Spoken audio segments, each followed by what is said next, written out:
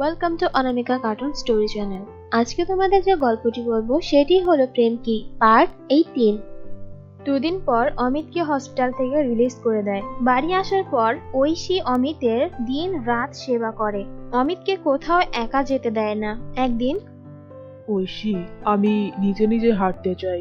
এমন হুইল চেয়ারে বসে থাকতে আমার একদমই ভালো লাগে না। আমার তো চোখে সমস্যা হয়েছে, আমার তো পায়ে কিছু হয়নি বলো। না না, তোমাকে পায়ে হাঁটা দরকার নেই। তোমাকে আমি এবার হুইল চেয়ারেই বসিয়ে রাখবো। যদি তুমি কোথাও পড়ে যাও তখন কি হবে? তুমি আমার সাথে না হয় থাকবে, কিন্তু এভাবে আর বসে থাকতে ভালো লাগছে না। আমি একটু হাঁটতে চাই। আচ্ছা ঠিক আছে, আর কয়েকদিন যা, তারপর না হয় তুমি হাঁটাচলা করো। এখন আমি তোমার হাঁটার জন্য তোমার পাশে থাকতে পারবো না। এখন আমি কিচেনে যাচ্ছি, খাবার রান্না করব, তারপরে না হয় বিকালে তোমাকে হাঁটাবো, কেমন? আচ্ছা ঠিক আছে, তবে তুমি কিন্তু আমাকে হাঁটাবে। হ্যাঁ হ্যাঁ, আমি হাঁটাবো। আমি যখন বলছি তখন আমি অবশ্যই তোমাকে হাঁটাবো, তুমি চিন্তা করো না। এভাবে বেশ কয়েকদিন চলে যায়। প্রতিদিন ঐশী অমিতকে বাইরে বেড়ানোর জন্য নিয়ে যেত। অমিতেরও এতে খুব মন ভালো থাকতো। এদিকে আস্তে আস্তে ঐশীর চেহারার পরিবর্তন হতে থাকে। তার মুখের অনেকটা শুকিয়ে গিয়েছিল। দেখে মনে হচ্ছিল এটা কোনো মৃত মানুষের স্কিন। একদিন অমিত ঐশীকে বলে, ঐশী, আমি তোমাকে একটা কথা বলবো। হ্যাঁ বলো। আমি বলছিলাম, আমি যে এভাবে পড়ে আছি, তুমি কি বিরক্ত বোধ করো? আমি তো তোমার কোনো কাজেই তোমাকে সাহায্য করতে পারি না। না না, আমি কেন বিরক্ত বোধ করব? তুমি তো আমার হাজবেন্ড, আর বিয়ের সময় তো আমরা প্রতিজ্ঞা করেছিলাম একে অপরের সুখে দুঃখে সবসময় কাছে থাকবো। তবুও আমার মনে হয় আমি তোমার লাইফের বোঝা হয়ে আছি। ধুর, তুমি এসব ফালতু কথা কেন বলছো? তুমি কেন আমার লাইফে বোঝা হয়ে থাকবে? আমি তোমাকে ভালোবাসি, তোমাকে ভালোবেসে বিয়ে করেছি। আমি কখনো আমার ভালোবাসার মানুষটাকে ছেড়ে কোথাও যেতে পারবো না। ঐশী, তুমি প্রমিস করো আমাকে কখনো ছেড়ে যাবে না। আমি প্রমিস করছি, আমি কখনো তোমাকে ছেড়ে যাব না। আমার জীবনের শেষ দিন পর্যন্ত তোমার সাথে থাকবো। অমিত, আমি একটা কথা বলবো? হ্যাঁ বলো। আচ্ছা, তুমি কি আমাকে কখনো ছেড়ে যাবে? এটা কি ধরনের কথা বলছো? আমি কখনো তোমাকে ছেড়ে যেতে পারবো না। তুমি যেমন আমায় ভালোবাসো, আমিও তোমাকে তেমনই ভালোবাসি। আমি কখনো তোমাকে ছাড়া কোথাও যেতে পারবো না। যদি কখনো শোনো আমার ভিতরে কোনো কমতি আছে তাহলে? দেখো, কোনো মানুষই পারফেক্ট হয় না, কিছু না কিছু কমতি মানুষের থাকে। তাই বলে যে ভালোবাসার মানুষটাকে ছেড়ে দেব, এটা কোনো যুক্তির ভিতরে পড়ে না। আর যে মানুষটা কোনো কমতি দেখে ছেড়ে দেয়, সে আসলে কোনোদিনও ভালোই বাসেনি। সুতরাং তুমি যেমনই হও না কেন, আমি তোমাকে ভালোবেসেছি। আমি কোনো দিনও তোমাকে ছাড়তে পারবো না। এটা শুনে ঐশীর চোখে জল চলে আসে। আর তারপর অমিত বলে, ঐশী, তুমি কি কাঁদছো? না না, আমি কাঁদছি না। আমি কেন কাঁদবো বলো তো? যার কাছে তোমার মতো এত ভালো হাজবেন্ড আছে, সে কি কখনো কাঁদতে পারে? অমিত, আমি বলছিলাম আজকে বিকালে আমি একটু ডক্টরের কাছে যাব তোমার জন্য। তুমি বাড়ি একা থাকতে পারবে তো? হ্যাঁ হ্যাঁ, আমি বাসায় একা থাকতে পারবো, কোনো প্রবলেম নেই। আচ্ছা ঠিক আছে, তাহলে আজকে আমি বিকালে ডক্টরের কাছে যাব। ঠিক আছে, যেও, কোনো সমস্যা নেই। সেদিন বিকালে ঐশী ডক্টরের কাছে যায় আর বলে, ডক্টর, আমার স্কিনের তো খুব খারাপ অবস্থা হয়ে গেছে। আমার হাতে কি সত্যি বেশি সময় নেই? দেখুন, আমার মনে হচ্ছে আপনার ইমপ্রুভ হচ্ছে। কারণ যে কয়টা রোগী আমি দেখেছি সবারই স্কিনে পচন ধরে, কিন্তু আপনার স্কিনে এখনো কোনো পচন ধরেনি। কিন্তু হ্যাঁ, আপনার স্কিনটা শুকিয়ে গেছে অনেকটা মৃত মানুষের মতো, কিন্তু এখানে পচার কোনো লক্ষণই দেখছি না। আমার মনে হচ্ছে আপনি রিকভার করতে পারেন। আমি সত্যি পারবো ডক্টর? হ্যাঁ, আপনাকে অবশ্যই পারতে হবে।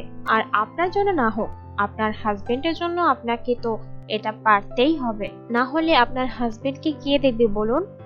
হ্যাঁ ডক্টর, আপনি ঠিকই বলেছেন। আচ্ছা শুনুন, আমি আপনাকে কিছু ওষুধ লিখে দিচ্ছি, এগুলো টাইম মতো খাবেন। আর হ্যাঁ, কখনো যেন মেডিসিন নিতে ভুল করবেন না। হ্যাঁ ডক্টর, আমি কখনো ভুল করব না। আমার হাজবেন্ডকে তো আমাকেই দেখতে হবে। আমাকে যেভাবেই হোক না কেন বেঁচে থাকতেই হবে। এই মনে জোরটাই রাখবেন আপনার ভিতরে, দেখবেন সব ঠিক হয়ে যাবে। ডক্টর, আমার হাজবেন্ড কি আপনার কাছে চেক আপের জন্য আনতে হবে? না না, ওনাকে চেক আপের জন্য আনতে হবে না, উনি একদমই সুস্থ। ডক্টর, আমার হাজবেন্ড কি আর কোনোদিনও চোখে দেখতে পারবে না? আম সরি, শুনতে খারাপ লাগলেও এটাই সত্যি যে আপনার হাজবেন্ড আর কোনোদিনও চোখে দেখতে পারবে না। এটা শুনে ঐশীর মন একটু খারাপ হয়ে যায়। তারপর ওখান থেকে ঐশী চলে আসে। বাড়ি আসার সময় ঐশী অমিতের জন্য অমিতের ফেভারিট খাবার জিনিস নিয়ে আসে। এটা জানতে পারে অমিত অনেক খুশি হয় আর বলে, ঐশী, তুমি আমার জন্য এত কিছু নিয়ে এসেছো, অনেক ধন্যবাদ তোমাকে। আমি তো তোমার ওয়াইফ না, এত ফর্মালিটি আমার সাথে কেন দেখাও? শোনো, সম্পর্কের ভিতরে একটু ফর্মালিটি থাকা ভালো, তাহলে সম্পর্ক টিকে থাকে আর সম্পর্কের সম্মানও বজায় থাকে। এখনকার জেনারেশন দেখছো না, ছেলেমেয়েরা একজন আরেকজনকে সম্মানই করে না, আর এতে ব্রেকআপ ডিভোর্সটাই বেশি হচ্ছে। আমি কখনো চাই না আমার ওয়াইফকে অসম্মান করতে। আমি সবসময় চাই আমাদের ভিতরে একটা সুন্দর সম্পর্ক থাকুক আর আমরা আজীবন একসাথে থাকি। সত্যি অমিত, তোমার মতো কেউই বোঝে না। তুমি অনেক ভালো। এত প্রশংসা করো না, আমি কিন্তু এবার ফুলে ফেটে যাব। যাই হোক, আমি তোমার প্রশংসা শুনে ফুলে ফেটে মরতে চাই না। এখন আমাকে খাবার দাও, আমি খাবার খেয়ে একটু ফুলে পড়ি। তুমিও না সবসময় শয়তানি। ঐশীর ফেস নষ্ট হওয়ার পর থেকে ঐশী সবসময় নিজের মুখটাকে আড়াল করে রাখার চেষ্টা করত, কিন্তু তারপরেও সে তার বিজনেস এবং বাড়ির সমস্ত কাজ নিজের হাতে সামলাতো। এমনই একটা দিন ঐশী বাড়ি ছিল না। তখন ডক্টরের ফোন অমিতের কাছে আসে আর অমিত ফোন পিক করে বলে, হ্যালো। মিস্টার অমিত, আপনি কেমন আছেন? অনেক দিন হলো আপনার সাথে কথা হয় না, তাই ভাবলাম আপনাকে একটু ফোন দিই। ভালো করেছেন ডক্টর। তা বলুন, আপনার শরীর এখন কেমন আছে? আমার তো সৃষ্টিকর্তার আশীর্বাদে খুব ভালো আছে শরীর। তা বেশ। আসলে আমি কিন্তু আপনার ওয়াইফের সম্পর্কে আপনার সাথে কথা বলার জন্যই ফোন করেছি। হ্যাঁ ডক্টর, বলুন। ঐশী কিন্তু আস্তে আস্তে সুস্থ হতে চলেছে। আমার মনে হয় ও খুব তাড়াতাড়ি সুস্থ হয়ে যাবে। এটা তো খুবই ভালো কথা ডক্টর।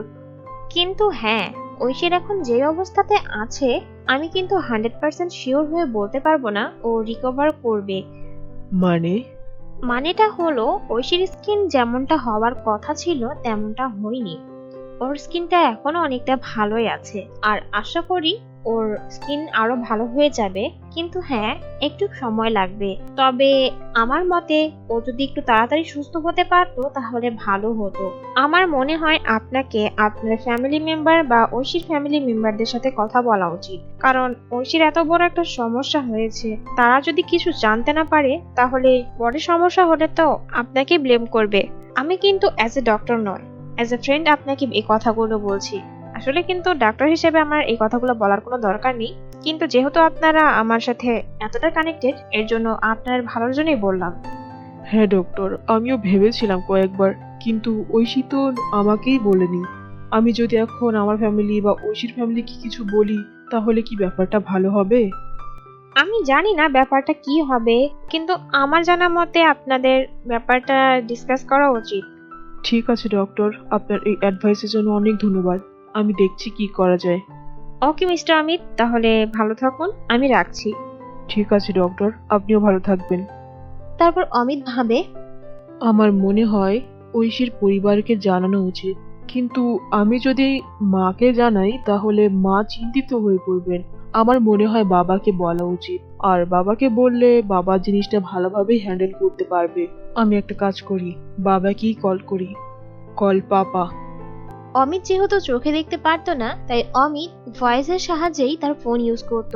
কিছুক্ষণের মধ্যে ঐশীর বাবা ফোন পিক করে বলে, হ্যালো। হ্যালো বাবা। হ্যাঁ বাবা, বলো কেমন আছো? অনেকদিন পর ফোন করলে। সব ঠিক আছে তো বাবা? আপনাদের আশীর্বাদে এখনো পর্যন্ত সব ঠিক আছে, কিন্তু আমি আপনার সাথে কিছু কথা ডিসকাস করতে চাচ্ছি। হ্যাঁ বাবা, বলো না। ঐশী কি কিছু করেছে? না বাবা, তেমন কিছু না। আসলে আমি কিভাবে যে বলবো আমি বুঝতে পারছি না। তুমি বলো বাবা, ভয় পেও না। আমাকে সবটা খুলে বলো কি হয়েছে। বাবা, তবে আমাকে আপনি প্রমিস করুন আপনি কাউকে কিছু জানাবেন না এই ব্যাপারে। ঠিক আছে, আমি প্রমিস করছি। এবার বলো কি হয়েছে। আসলে বাবা, ঐশীর এমন একটা রোগ হয়েছে যার কারণে ঐশীর স্কিন আস্তে আস্তে নষ্ট হয়ে যাচ্ছে।